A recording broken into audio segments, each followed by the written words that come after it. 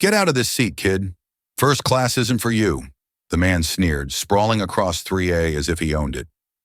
Passengers watched in uneasy silence, none of them knowing the little girl he dismissed as unworthy was the billionaire's daughter, and that his arrogance was about to ground the entire plane. A grown man stole a 10-year-old billionaire's daughter's first-class seat, but what happened next left the entire plane shocked and grounded. The automatic doors slid open at Dallas Love Field Airport, and the sound of rolling suitcases filled the air. 10-year-old Imani Barrett walked beside her, Nanny Lorraine Parker. Her tiny hands gripping a shiny pink backpack. For most kids, flying was an adventure in itself for Imani. This was special. It was the first time she was flying first class, and she had been talking about it non-stop since they left the house. Her hair was braided neatly with small beads clicking together. When she turned her head, she wore a simple lavender hoodie with the word genius stitched across the front, a gift from her father after she aced a math competition. There was nothing pretentious about her. She wasn't the type to brag about her family's wealth, though everyone around her seemed to know the Barrett name. Lorraine adjusted her tote bag on her shoulder and bent down to whisper, "Imani, you remember your seat number?" Imani nodded quickly, proud that she'd memorized it. "3, a window seat," she announced with a smile. Her voice bouncing with excitement, other passengers glanced at them as they joined the boarding line. Some smiled politely. Others barely noticed, eyes glued to their phones. Lorraine checked her watch. Everything seemed smooth. She wanted this flight to go without any trouble. Imani's father, one of the most recognized self-made billionaires in Texas, trusted her to keep his daughter safe. And she didn't take that lightly when they finally reached the jet bridge. Imani skipped a little, tugging Lorraine's hand. The air grew cooler as they stepped onto the plane. The cabin smelled faintly of leather seats and the faint, sterile scent of cleaning spray. First class wasn't packed yet, so it felt calm, soft lighting, wide seats. People quietly settling in. Imani stopped for a moment, soaking it all in. She whispered, "It's like the pictures." "But better," Lorraine chuckled, guiding her forward. "Okay, 3A, let's get you settled." The little girl LED the way, scanning the row numbers. Her backpack bouncing, she spotted row 3 and lit up. But her smile faltered when she saw something she didn't expect. Seat 3A wasn't empty. A heavy-set man, maybe in his mid-50s, sat there with his arms crossed. He had pale skin that flushed easily, short, thinning hair, and a round face set in a smug expression. His black polo shirt stretched tight across his stomach, and a half-open newspaper rested on his lap. He didn't look up as Imani paused in front of him. Instead, he shifted slightly as if to make himself more comfortable, claiming space that wasn't his. Imani looked at Lorraine, then back at the man. Her voice came out soft but clear. "Excuse me, sir, that's my seat." 3A, she held up her boarding pass with pride, pointing at the number. The man finally looked up, his pale blue eyes narrowing, his lips curled into something between a smirk and a sneer. "I think you've made a mistake, little girl. This is my seat," Lorraine immediately stepped in, her tone polite but firm. "Sir, she's correct. This is her assigned seat. Here's her boarding pass." She extended the slip toward him. He didn't bother looking at it. Instead, he waved a dismissive hand.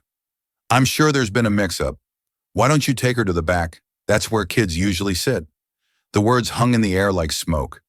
A couple of nearby passengers turned their heads. A young woman across the aisle glanced quickly, then looked down at her phone. A man 2 rows ahead pretended to adjust his headphones, though his eyes darted to the scene in the reflection of the window. Imani stood still, clutching her pass. Her small face didn't twist into anger or tears. Instead, she stayed quiet, her eyes fixed on the man who had just taken what was rightfully hers. There was something about her silence that made the situation sting more. She wasn't throwing a tantrum. She was simply standing there with dignity, as if silently saying, "I know what's mine."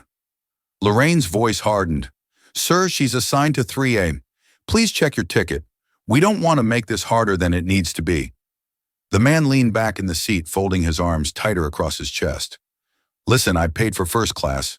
I'm not giving up this seat for a child who probably doesn't even understand the difference. You can make her comfortable and coach." "I'm not moving." The tension thickened, the flight attendant at the front of the cabin noticed. Pausing mid-step, passengers glanced, whispered, then quickly looked away. Nobody wanted to get involved, but everybody knew something wasn't right. But instead of breaking the silence, Amani straightened her shoulders. She didn't cry, didn't beg. She simply stood there holding her boarding pass like a shield. Her eyes steady on the man who thought he could take what belonged to her. But this was only the beginning, and the cabin was about to feel a lot heavier than anyone expected. The aisle felt narrower than ever as Lorraine tried to keep her cool. She'd been in uncomfortable travel situations before, but this one felt different. The man Gerald Whitford, according to the boarding list tucked into his pocket, wasn't budging. His pale cheeks were red, not from embarrassment, but from the arrogance of someone who believed he was untouchable. Sir, Lorraine said again, holding the boarding pass right in front of him. This isn't a debate. The ticket clearly says 3A, you're in her seat. Gerald's jaw shifted as he chewed on his own defiance. And I'm telling you, I'm staying right here. What's she going to do? Kick me out herself? He chuckled a low, smug sound that made the nearby passengers sink further into their seats. Imani gripped her backpack straps tighter. She didn't understand why a grown man would act this way in her young mind. Rules were simple. You buy a ticket, you sit in the seat that matches it. She tilted her head slightly and asked, "Why are you being mean? I am supposed to sit there for the first time." His smirk faltered, but only for a moment. Gerald shifted the newspaper on his lap, snapping it open again, as though the conversation was beneath him. Kids don't need first class. It's wasted on them. She'll be fine in the back, Lorraine's patience thinned. You don't get to decide that she belongs here by now. More passengers were paying attention. A couple sitting diagonally behind leaned toward each other. Whispering, a man in business attire pulled out his phone, pretending to scroll, but angled it just enough to record if things escalated. The flight attendant finally stepped forward. She was a tall woman with auburn hair pulled neatly into a bun, her name tag reading Kimberly. She forced a professional smile. What seems to be the problem here? Lorraine exhaled sharply, grateful for the backup. The problem is that my ward's seat has been taken. She has 3A, but this gentleman refuses to move. Kimberly turned to Gerald, keeping her voice even. Sir, may I see your boarding pass? He rustled the newspaper, pretending to search his pocket, but didn't hand anything over. Instead, he leaned back in the seat like a king refusing to leave his throne. You don't need to see it. I know where I'm supposed to be. I'm comfortable right here. Amani watched closely, her small chest rising and falling as she tried to keep calm. She glanced up at Lorraine, then at Kimberly, then back to Gerald. She wanted to believe that adults would solve this fairly. Kimberly hesitated, her eyes darted between Gerald's flushed face and Lorraine's tightening jaw. Sir, we need to verify your seat number. Please. Gerald leaned forward, lowering his voice but not his arrogance. Look, I don't know how she afforded this ticket for that kid, but I paid good money to sit here. You're really going to throw me out for her. The words stabbed at Lorraine. It wasn't just about the seat anymore. It was about the way he looked at Amani as if she didn't belong. Lorraine's voice sharpened. This isn't your choice to make. She has every right to sit here. Show your ticket or get out of the way. The whispering around them grew louder. A man 2 rows back muttered, "Can you believe this?" While a woman in the aisle seat shook her head slowly. Nobody intervened, but everyone watched. Amani took a small step forward, clutching her boarding pass in both hands. Her voice was quiet but steady. I'm not moving. This is my seat, please. Just let me sit down.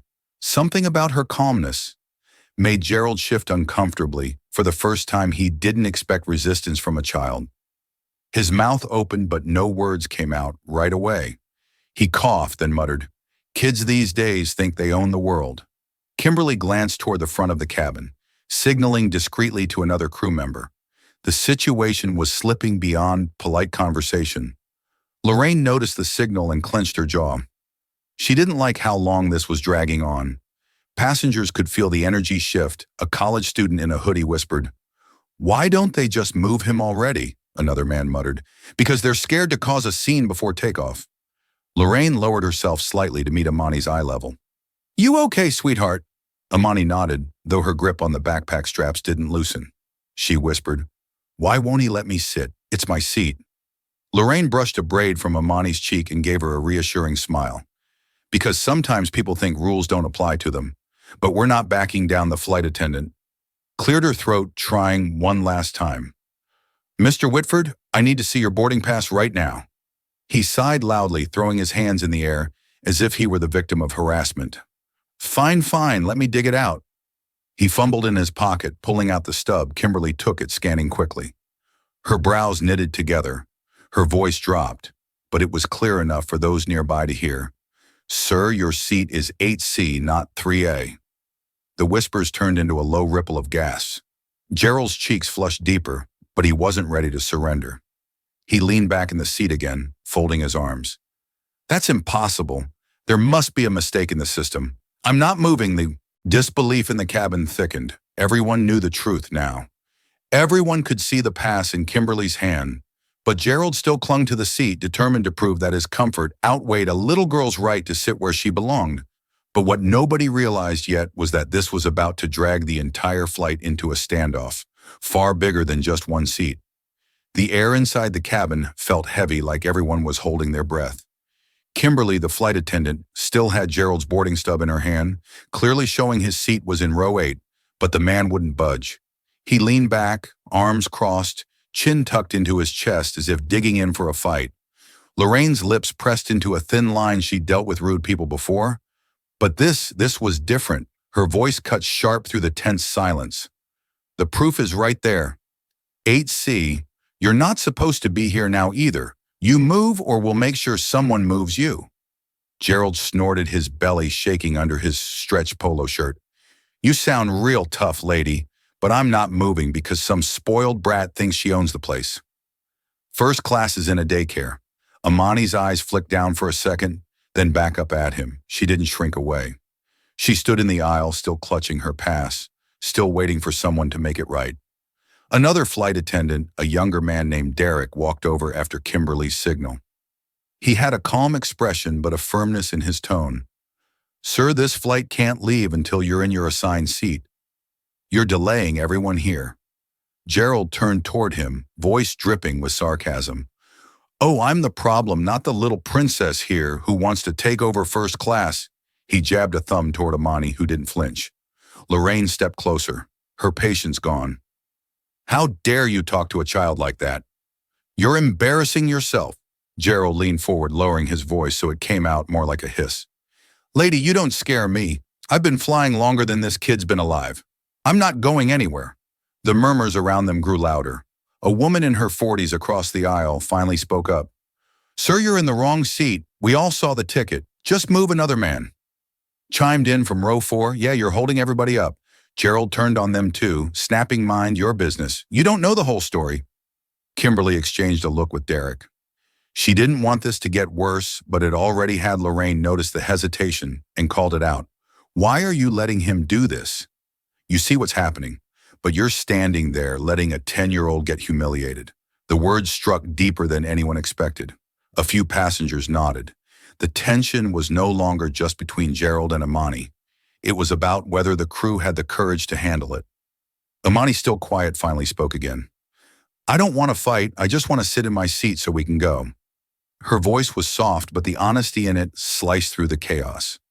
Derek crouched slightly so his voice met her height. You will sit here, sweetheart. Don't worry. He stood tall again, turning to Gerald. Sir, last chance. Get up. Gerald's face twisted into something ugly. He raised his voice. Not quite yelling, but loud enough for the whole cabin to hear. This is ridiculous. She doesn't even belong here. You think her family actually bought this ticket? This is some scam and you're all falling for it. Gasps rippled across the rows. Lorraine's eyes widened in fury. You have no idea who you're talking about, and even if she wasn't the daughter of... She stopped herself, shaking her head. It doesn't matter who she is. She has the ticket, end of story. Emily swallowed, staring straight at Gerald.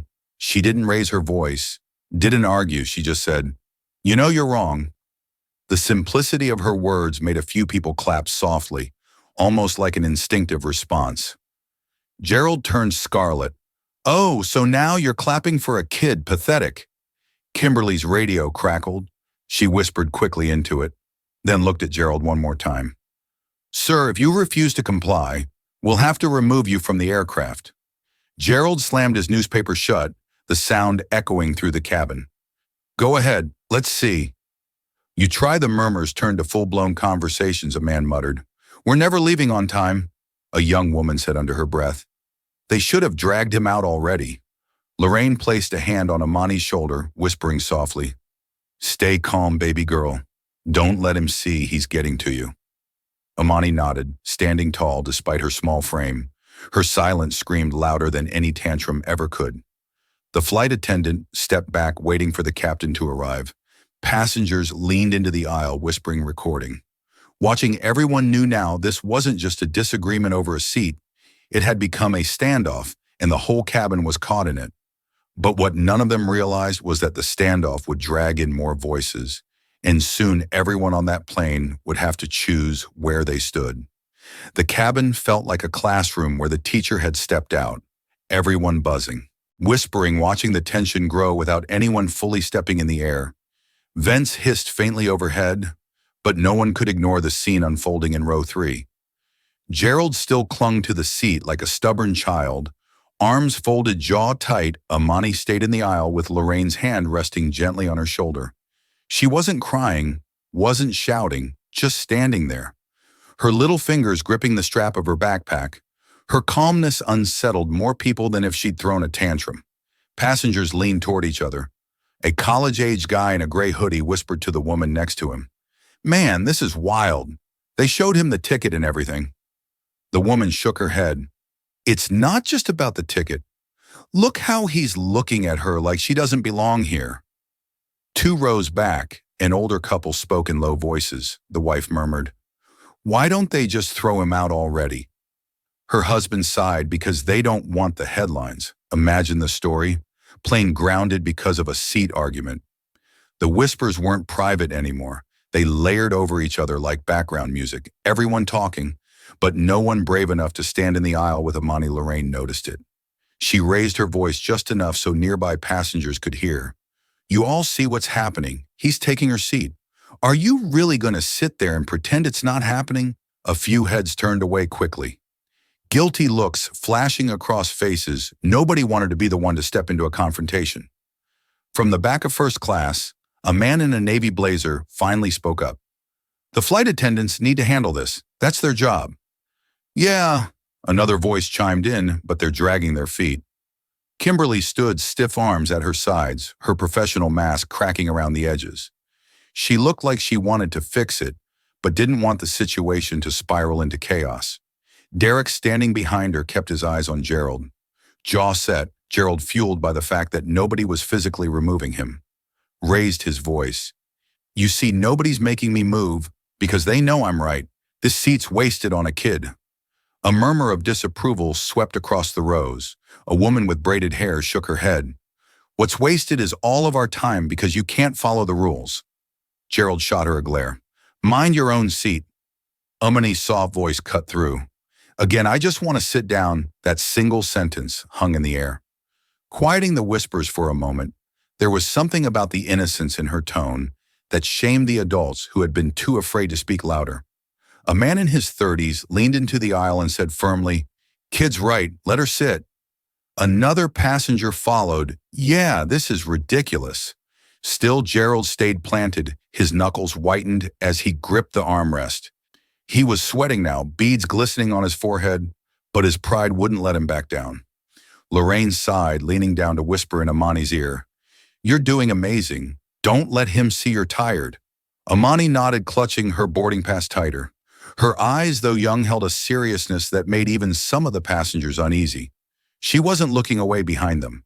In row 5, a teenager whispered to his mom, Why is he picking on a kid that's messed up? His mom whispered back, Because people like him think they can get away with it.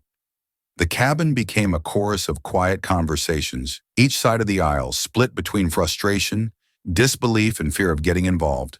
Some people pulled out their phones.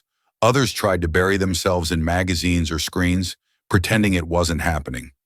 Lorraine straightened her shoulders and turned to Kimberly. You see, everyone knows he's wrong. If you don't handle this, you're letting him humiliate her in front of the whole cabin. Kimberly hesitated, then nodded faintly. We've already contacted the captain. Gerald smirked, twisting her words. See, even the captain has to deal with this. Just for me. That should tell you who's in charge here. Passengers groaned. The college student muttered loudly. You're not in charge of anything, man. You're just stubborn. But Gerald didn't hear him or pretended not to. He leaned further back into the seat, eyes closing for a second, like he was settling in for a long battle. Amani's voice, barely above a whisper, reached him. You know you're stealing. He opened his eyes, startled, then scoffed. Stealing, don't be dramatic, but her words echoed in the cabin. A 10-year-old had said what everyone was thinking, and it made Gerald squirm. But before anyone could push him further, the heavy footsteps of the captain were already making their way down the aisle, and the atmosphere shifted instantly. The sound of polished shoes against the cabin floor made heads turn. Captain Russell Hargrove, a tall man in his late 40s with salt and pepper hair, appeared in the aisle. His presence carried authority. People instinctively sat straighter, whispering, stopped, and even Gerald shifted slightly. Though he tried to look unfazed, Captain Hargrove's voice was calm but heavy with expectation. What's going on here? Kimberly stepped forward, quickly holding Gerald's boarding stub like it was evidence in a trial. Captain passenger in seat 3A refuses to move. His assigned seat is HC. This little girl's seat has been taken. The captain looked at Gerald, then down at Amani. His brow furrowed when he saw her boarding pass gripped tightly in her hands. Sir, is this true? Gerald didn't flinch. No mistake here, Captain. I paid for this ticket. First class is mine. Captain Hargrove extended his hand. Let me see your ticket. Reluctantly, Gerald handed it over again. The captain studied it for all of 2 seconds before lifting his eyes. 8C. This isn't your seat. You know that, Gerald puffed out his chest. The system's wrong. I'm not moving for some kid who doesn't even belong here. The captain's jaw tightened, but his voice stayed even. Sir, this plane does not leave the ground until everyone is seated where they're assigned. If you refuse to comply, you'll be escorted off. Gasps fluttered through the cabin. Passengers looked from the captain to Gerald, sensing this was the breaking point. Gerald laughed dryly, shaking his head. You think I'm scared of being escorted off? I've flown more miles than you've piloted. Captain, you're not tossing me out because of her. He pointed at Amani with a jab of his finger. Amani didn't flinch. She just stared at his hand, then back at his face. Her small voice steady. That's my seat. I'm not leaving the cabin. Went quiet.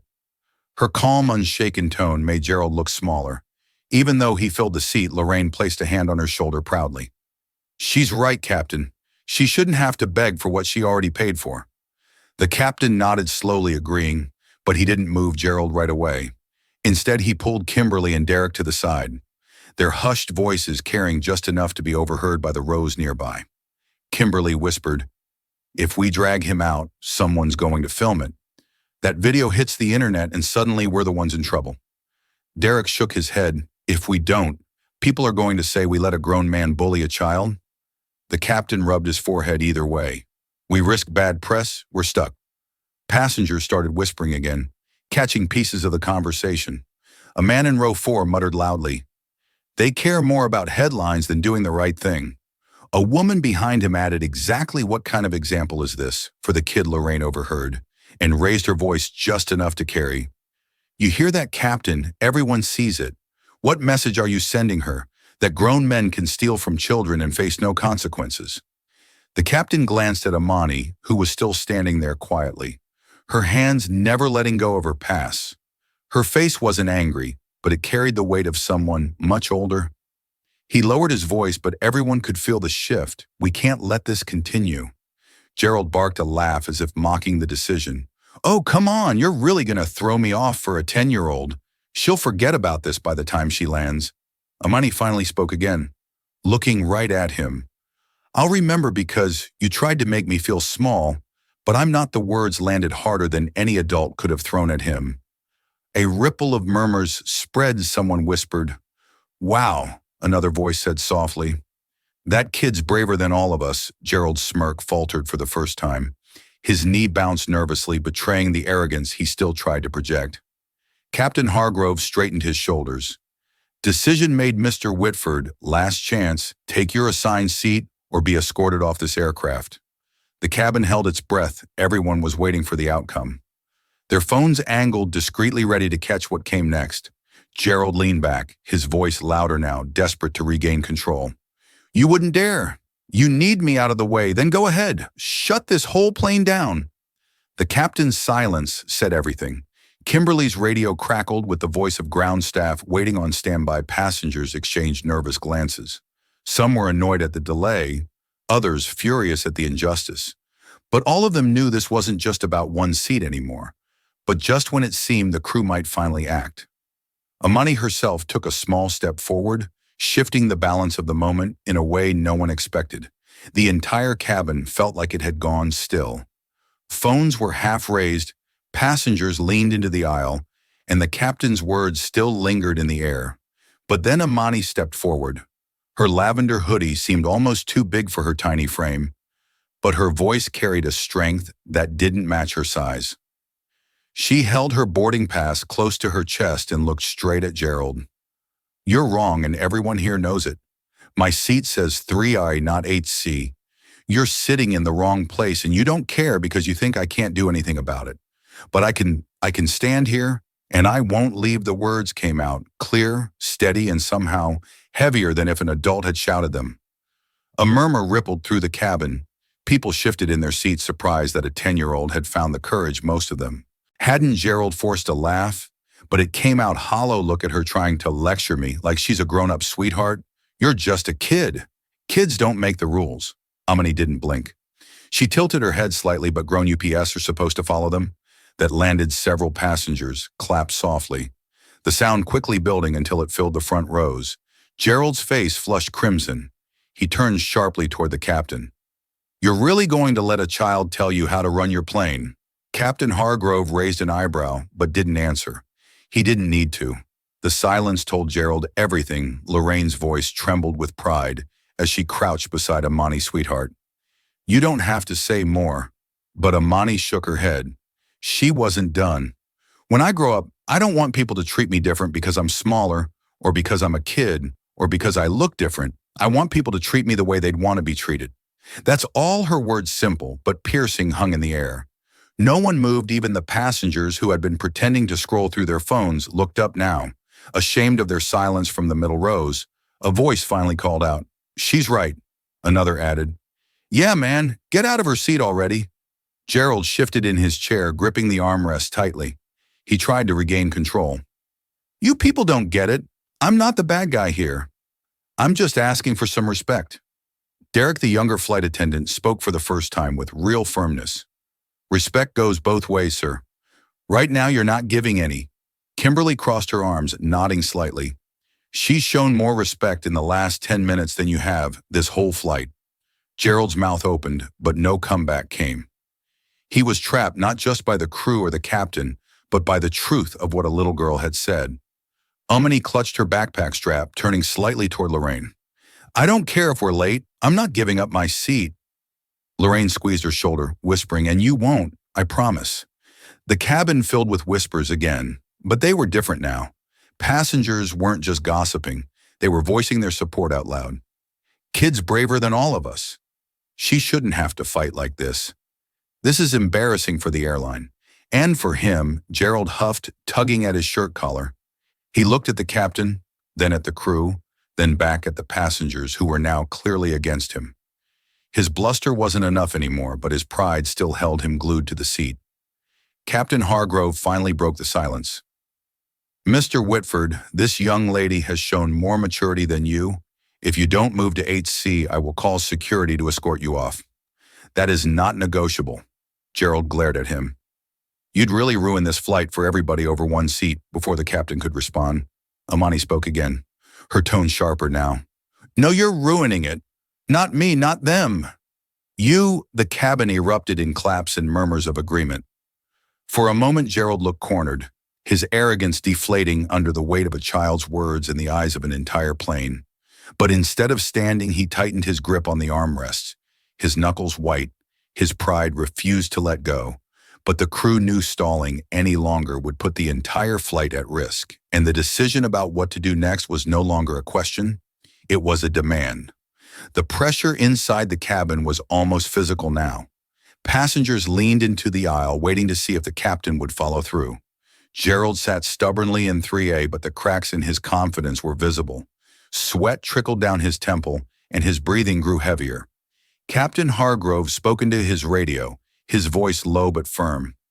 "We need ground security at gate B14, passenger refusing to comply." The cabin erupted in whispers. People craned their necks, some excited, others anxious. A man near the back muttered about time. Gerald barked out a laugh, though it sounded shaky. "You're calling security for me over her." He jabbed his finger again toward Amani, who stood still, her boarding pass pressed to her chest. The captain didn't flinch. "Yes, sir, for you?" Amani's eyes widened slightly, but she didn't back down. She whispered to Lorraine, "Does this mean he's leaving?" Lorraine crouched down beside her, brushing a hand across her braids. "It means he doesn't get to win, just because he's loud." Derek stepped closer to Gerald, his voice steady.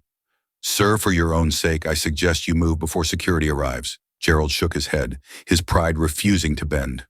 "No, you want me out, you'll have to drag me. Let everyone film it. Let the whole world see." Passengers murmured again. Some lifted their phones higher, eager to capture the moment. A woman whispered, "He actually wants to be dragged out. He's lost it." Kimberly tried one last attempt. "Mr. Whitford, please don't make this harder than it needs to be." "Think about the other passengers." Gerald's lips curled into a bitter smile. "I am thinking about them. I'm standing up for them. Nobody wants to admit it, but first class is for people who earned it. Not for little girls playing princess." The words hit the cabin like a slap. Gasps, groans, and even a few angry shouts filled the air. Lorraine rose to her full height, her voice sharp. "How dare you? She has every right to be here. More right than you, considering your seat is back in row 8. Amani's eyes didn't waver. She said softly, "You don't get to decide who belongs. You're not the boss here." Gerald leaned forward, his face twisted in frustration. "You think you're tough, huh? You're just a kid." Before Amani could respond, the aisle behind them shifted. 2 uniformed security officers entered the cabin, their expressions neutral but serious. The sight of them caused Gerald to stiffen, though he tried to keep his composure. One officer spoke firmly. "Sir, you've been asked multiple times to comply. You are not seated in your assigned place. You need to come with us." Gerald's bravado cracked. His voice rose louder than before. "This is harassment. I'm not leaving. I paid for this flight. You can't treat me like a criminal." The officer's tone didn't change. "We can and we will either move now or we will remove you." Passengers whispered, some cheering under their breath. The college student muttered. Finally, Gerald looked around, searching for support, but found only glares and shaking heads. The passengers weren't on his side anymore, if they ever had been. He turned to Amani, his face twisted with frustration. "You happy now? You're ruining everything." Amani's small voice cut back, steady and calm. "I didn't ruin anything, you did." The words silenced him for a moment. Even the officers paused, as if impressed by her clarity. Lorraine stood tall, her arm protectively around Amani. "It's over, Gerald. Stop embarrassing yourself." But Gerald's pride wouldn't let go. He shoved his arm against the seat, back anchoring himself. "I'm not moving." The officers exchanged a look, then stepped forward. The passengers leaned into the aisle, some holding their breath, others holding up their phones. The first officer said firmly, "Sir, final warning." Gerald's face turned beet red. "Then do it, drag me out. Show everyone how this airline treats paying customers." The officers moved in, each grabbing an arm.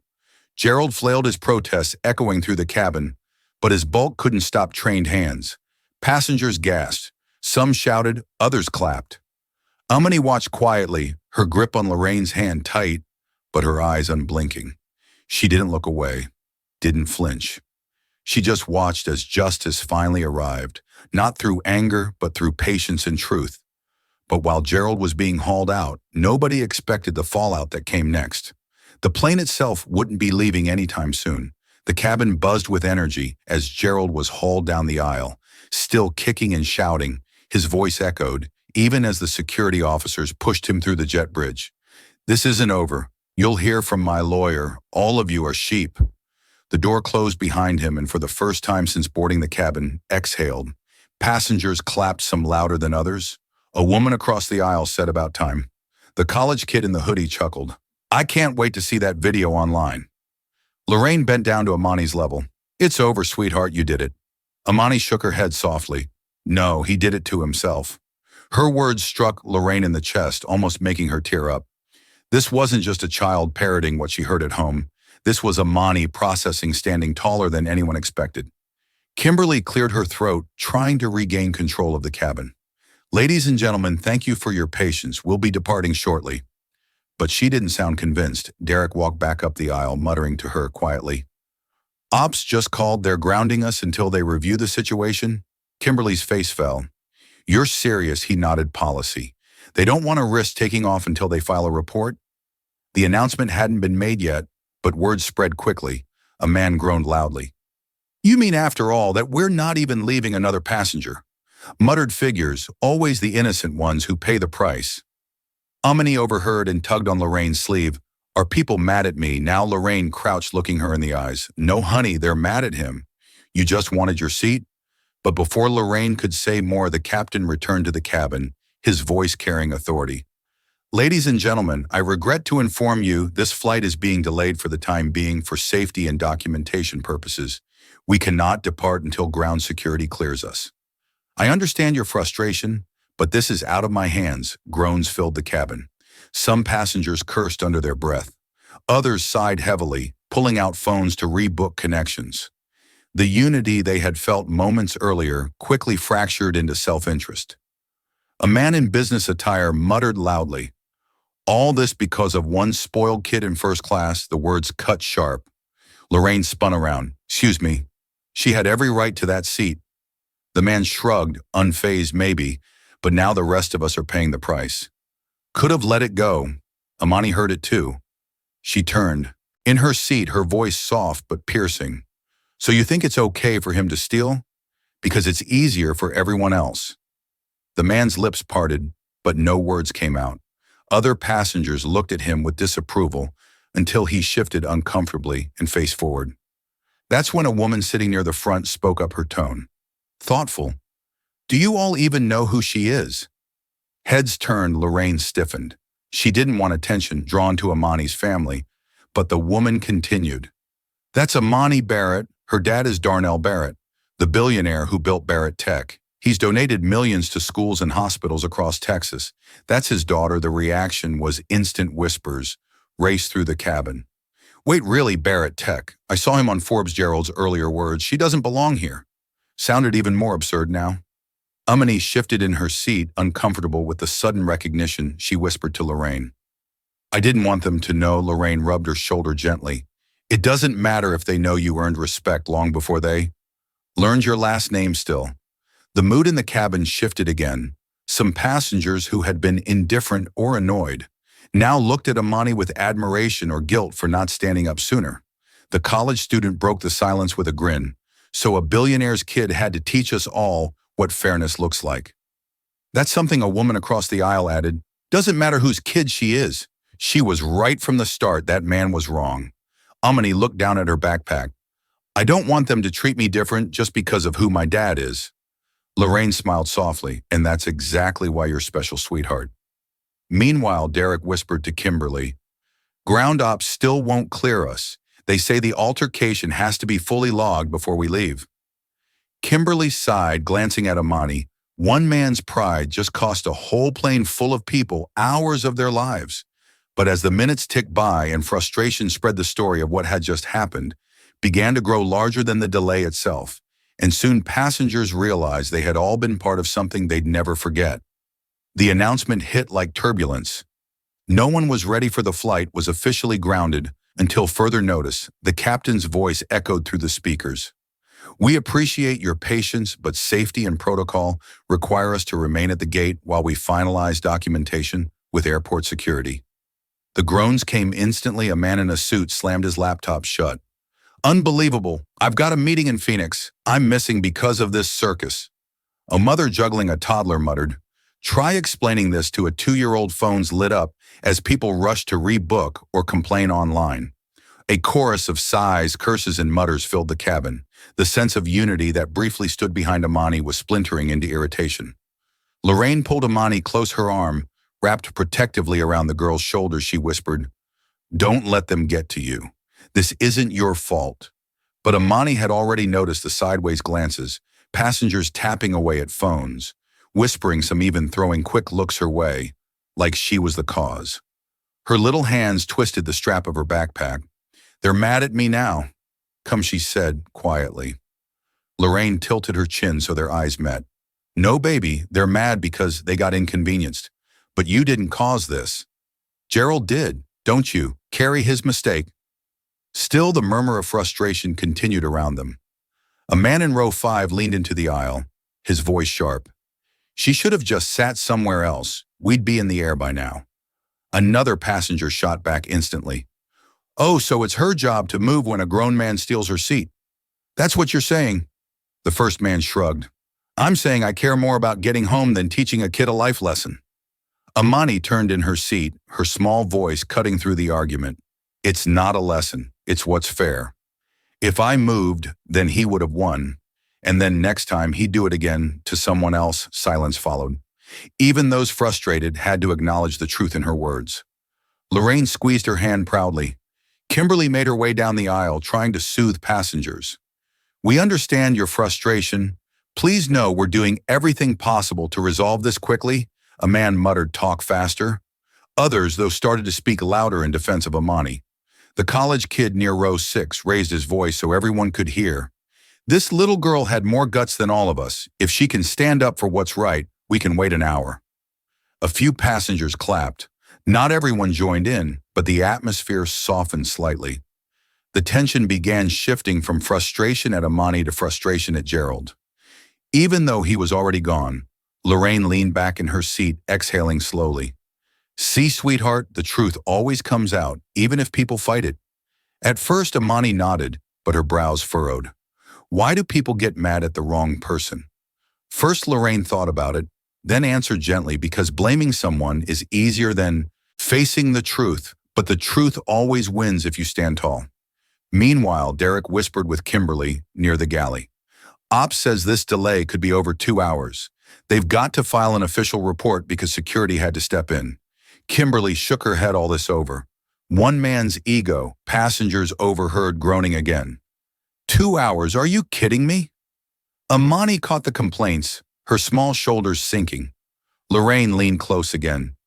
"Don't you feel guilty? You showed courage. That's something these people will remember long after they forget the delay from the back of first class." A woman stood and spoke loudly, addressing the cabin. "We shouldn't be blaming this little girl for the delay. We should be asking why it took so long for the airline to act. She was right from the start." The reaction was mixed. Some nodded. Others rolled their eyes, but the conversation had shifted. It wasn't just about Gerald anymore. It was about fairness, about courage, and about how easy it is for people to stay silent until someone else stands up. Amani listened quietly, her gaze fixed on the window she'd finally claimed outside. The sun hit the tarmac, bouncing heat waves into the air. She whispered almost to herself, "I just wanted to sit and look outside." Lorraine hugged her gently. "And you will. Don't let anyone steal that joy from you." The flight might have been grounded, but something more important had already taken off inside that cabin. A reminder to every passenger that silence helps the wrong side. And courage doesn't always roar. Sometimes it just stands quietly in the aisle, refusing to move. But while the plane sat motionless at the gate, the story of what had just happened was already leaving the cabin, spreading to phones, social media, and soon the whole world. By the time the flight attendants announced they were still waiting on clearance, the mood in the cabin had shifted again. People were restless, but the fire of the argument had dimmed. Phones buzzed with notifications as passengers uploaded clips to social media. Whispered conversations turned into half-joking remarks about viral fame. The truth was, everyone knew they had just witnessed something that would live beyond this flight. Lorraine brushed her hand through Amani's braids. The little girl sat back in her seat, at last gazing out the window. Her boarding pass was still in her lap, as if she didn't want to let go of it until the wheels actually left the ground. "You handled that better than most grown UPS would have," Lorraine whispered. Amani turned her head, her eyes thoughtful. "I didn't want to. I just wanted to sit. But he made me feel like I wasn't supposed to be here." Lorraine's voice softened. "That's exactly why it was important. You stood your ground.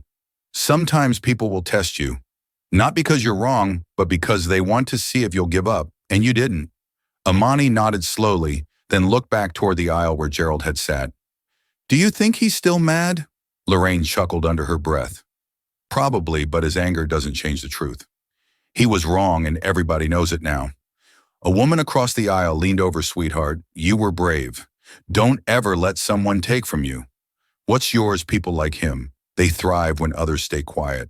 Amani gave a small, polite smile.